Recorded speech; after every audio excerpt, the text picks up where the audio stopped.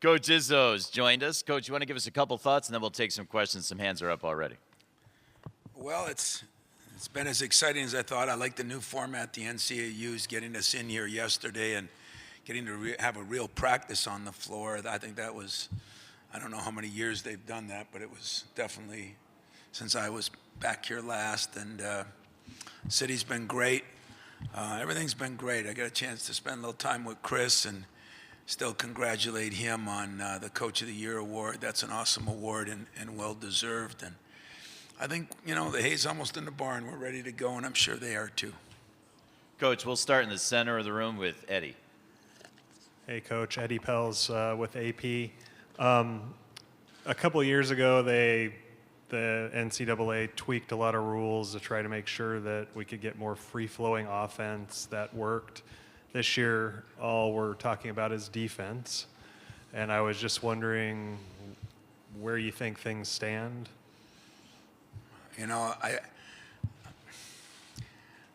That's a good question.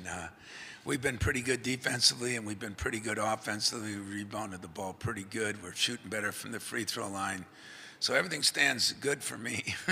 How that has, I've been in this league so long. For us in the Big Ten, I've been, at it for a while now, and there's always tweaks. I don't know.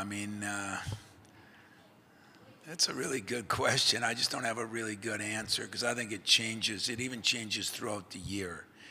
I think the one thing nobody wants is a lot of fouls. And we went through that phase where it was a free throw contest instead of a basketball game. I never enjoyed that. The freedom of movement, is true, but I think people come to see the best players play, and they want to see them.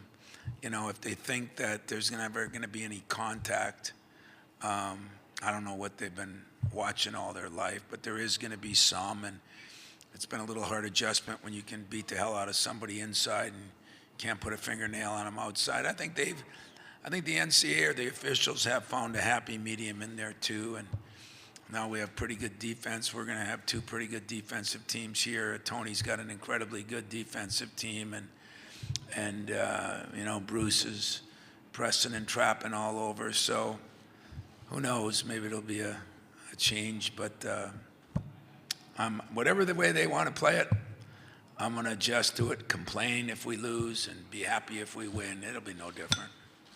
We have a couple questions toward the front on the right side. Let's start with Mark. Mark Herman from Newsday in New York. Just to follow up, Tom, what you told us last week about your genesis and all this, how you applied to Judd and he didn't hire you, and finally you just latched on. What is it about this business that said, I just want it and I want to stay in it? It's like even now, we might be the only profession where everybody wants a vacation, right? You guys all want a vacation. And last week I said, my whole thing was, please let me work another day or two, and then please let me work another week, We are a little certifiably insane, and that's why sometimes the game makes fools of us all. But I did go through 3 interviews with Judd and finally begged him to keep me as a graduate assistant, and that was interesting. But Mom was a little mad at me because I was 26 years old and didn't have a real job yet. But the way things have gone, it's worked out well for me, for Judd, I think for Michigan State, and believe it or not, for my mom and my family too. So everybody's benefited. I think if you're ready to sacrifice, it doesn't matter if it's your job or mine, if you're ready to pay the price and go through the process, and not many people are willing to do that as much anymore. So I'm happy I was part of that generation in that respect. We'll stay right up front to the right. Chris from St. Paul. Yeah, hi, Coach. Chris Thomas in St. Paul Pioneer Press.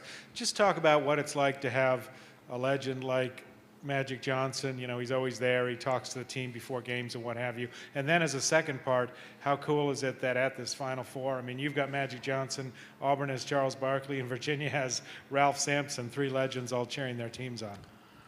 Yeah, and Texas Tech has a hell of a team and a hell of a coach, so I guess we've all got something. But Magic's like E.F. Hutton. When he speaks, I listen, they listen. That's the beauty of it. And the beauty of it is he's been there throughout. I mean, since the day I got the job, thank God his family, his parents still live in East Lansing. And, it's just great to have some of your icons from the past still care about the snot-nosed kids of the present, I mean, to those guys, when Magic talked to our guys last week and he said, 40 years ago we won the national championship.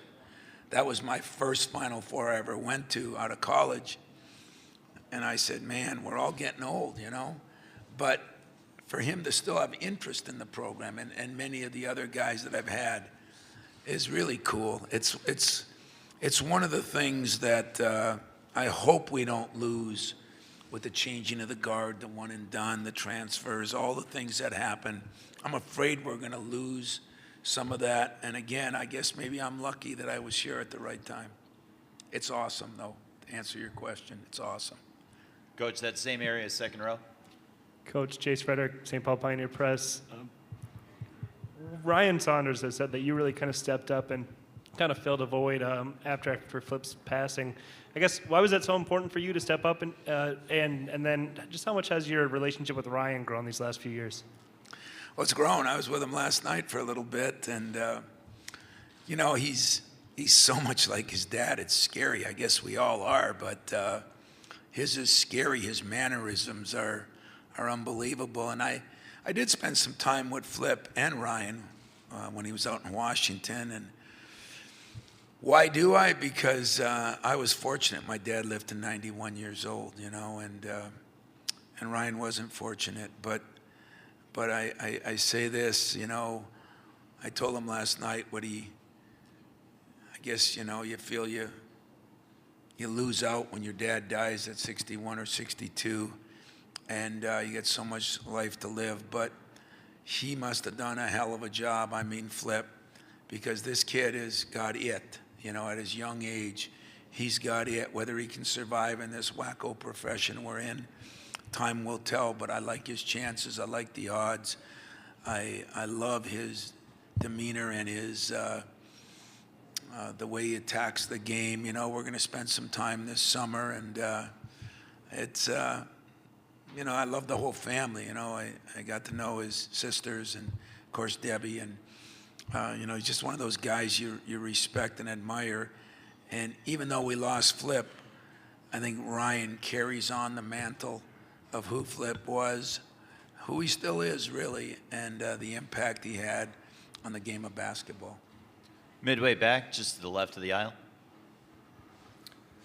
Jack Ebling, Spotlight Radio Network, Fox 47. Tom, if people look and listen, they can still see and hear some of Judd Heathcote 24 years later.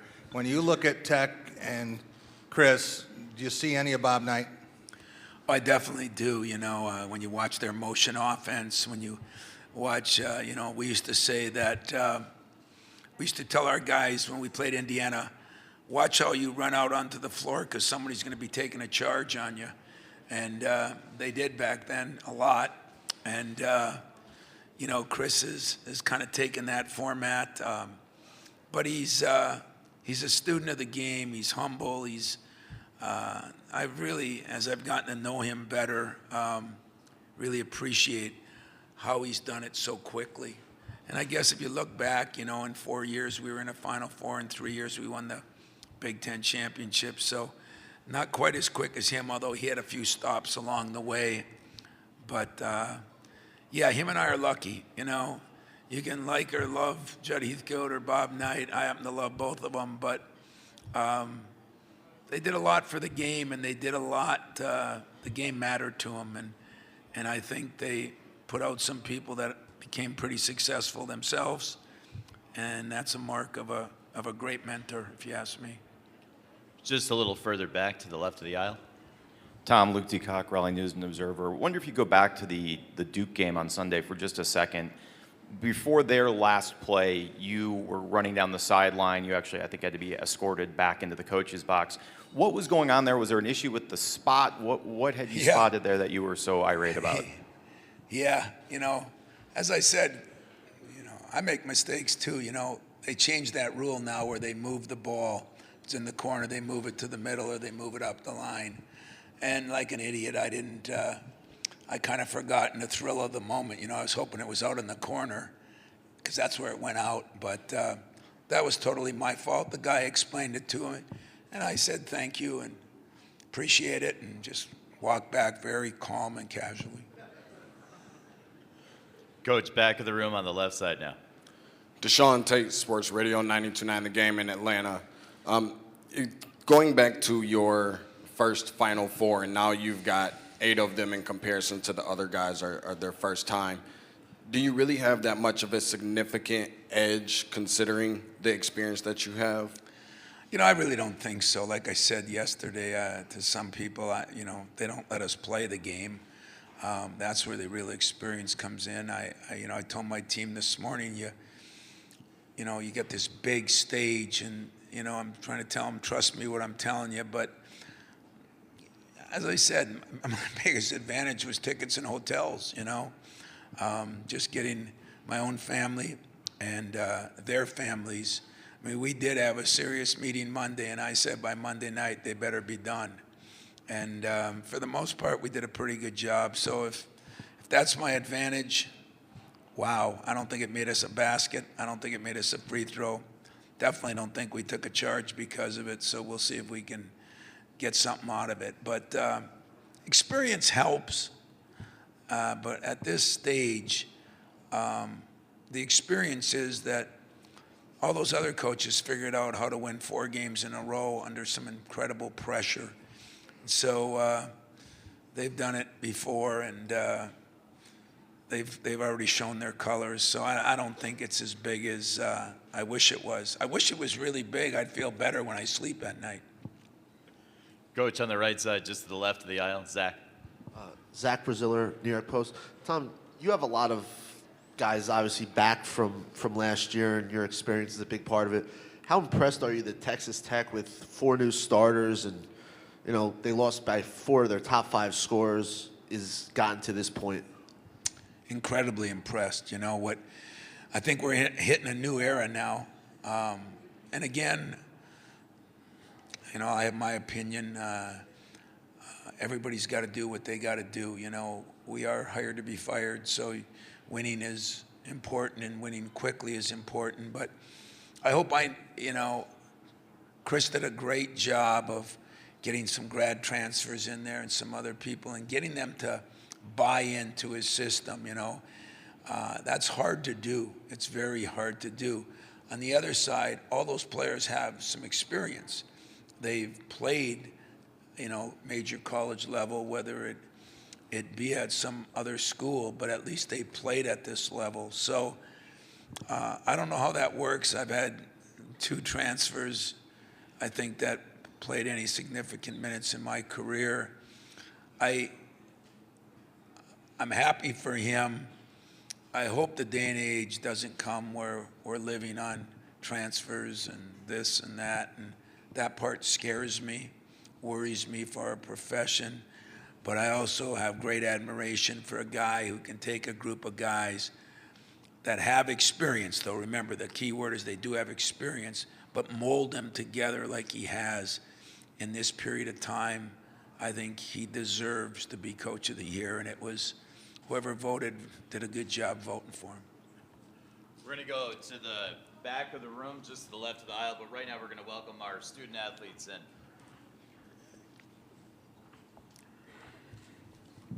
Okay, so where are we? Go ahead and ask the question. Okay. Oh, nice chair. I think we got one of these. Hey, Coach.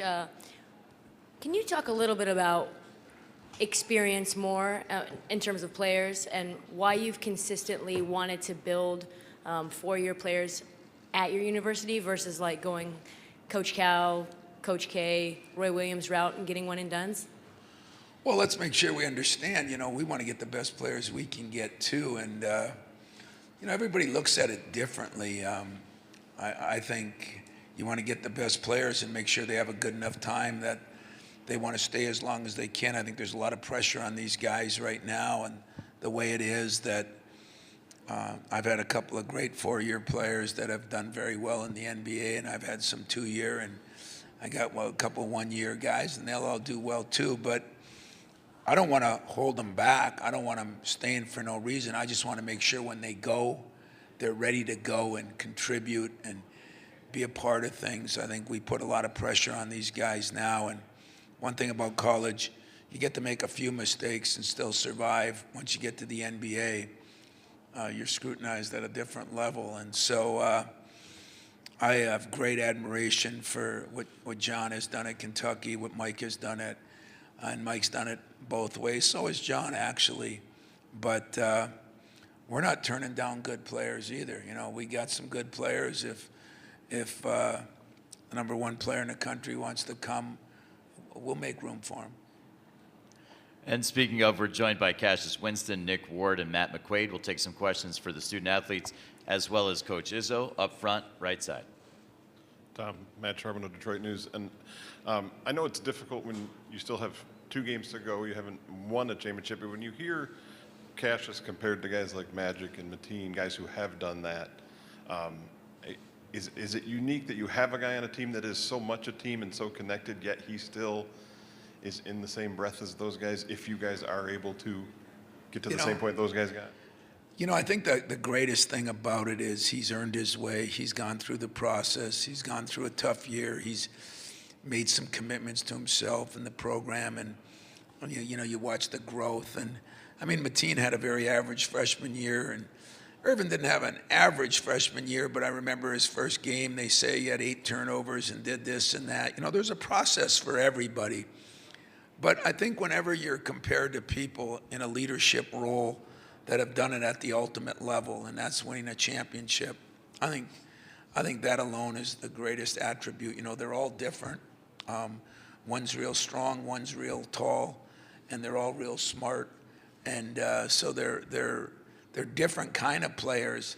But the bottom line to all 3 of them, and what's made us so successful this year, winning is important. And nobody cares who gets the credit. And for superstars to handle themselves that way, I'm blessed that I get to coach him. You know, I'm blessed that I got to coach Mateen, and I'm blessed that I have Magic giving my pregame talk. So I got it all the way around the board. It's a hell of a deal. Next question is to the right side up front for Jim, and if this isn't for Cassius or Nick or Matt, the next question is going to be for the student athletes. Go ahead, Jim. Yeah, I apologize. It's not. I'm just following up. And, Coach, this may have been answered to a degree, but if you could just kind of put a button on this thing about the future or the way things are now with transfers and one-and-dones, how has this changed the recruiting efforts, especially recruiting guys out of high school? You know, it hasn't changed it much for me. I mean, I'm looking for guys that want to be there. I'm looking for guys that, I think it is a place in college where you kind of like the military. You want volunteers, as they say. You want guys that want to be there and want to accomplish some things, both on the court and in the classroom and socially. I think the growth of a lot of different guys has been phenomenal, and it's not easy, man. We forget so much, me included. Could I have handled myself? My buddy Mariucci's flying in today, and I think of us 2 back in college, and the social media would have been there if we were good enough to have a group like this. How would they have painted us? And every once in a while I think about that, and I go, ooh, it wouldn't be a good idea, So I understand where they're from, and that's why sometimes we're so demanding of them, because one mistake for them, gets scrutinized so much more than one mistake for us. And in this era of one and done and transfer, the one and done I'm fine with. The transfer thing I'm saddened by, because every year of my life, and there's some good, we've had transfers. There's good reasons sometimes. I hope it doesn't get to the point where the going gets tough. Let's get the hell out of Dodge, I worry about that. I think that's what we are a little bit. Our society's that way. It's constantly moving. For some people, they think it's fine. Whatever the rules are, I'm going to play by. I just think going through, as I look at all 3 of these guys, they've all gone through, They didn't like me, did like me, in between, you know. And as I tell them, I felt the same way about them sometimes. But that's part of growth, you know. That's part of the enjoyment of when you do get successful and it does all come together. Man, you got something really special. And that's kind of the way I look at it. Allison, did you have a question for the student athletes? Okay, Allison. Hey guys, Allison Williams, ESPN. I feel like when people look at these two teams, they see Texas Tech and they think, oh, it's the first time to the Final Four and everything's new, and for Michigan State it's the 10th, but this is your guys' first experience. So as much as your coaches try to prepare you for this, can you just explain to all of us how it is new for you and how you have to experience it kind of for yourselves? And we're going to go right down the line. Matt first, then Nick, then Cassius, please. Yeah, I mean, it's definitely a process. It's been a process to get here. You know, it's been a tough road. You know, we're just taking it all in right now and just enjoying it. But at the same time, our main focus is on Texas Tech, and you know, we're just focusing on the little things and just doing what we do. Nick, same for you.